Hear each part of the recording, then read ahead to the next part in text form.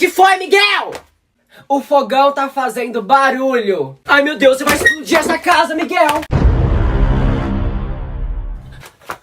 Miguel, sai daí agora. Vai que o fogão explode do seu lado, meu Deus. Mas, mãe, quando eu abro o fogão, ele faz um barulho, ó. Quer ver?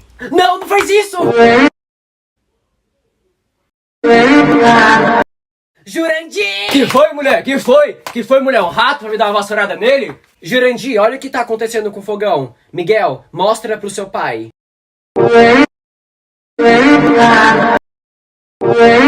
Tá vendo só, Jurandir? Mas por que você tá dando risada, homem? Nada não, amor, nada não. É só o fogão que tá um pouco enferrujado. Eu vou pegar o óleo pra passar aí. Ufa.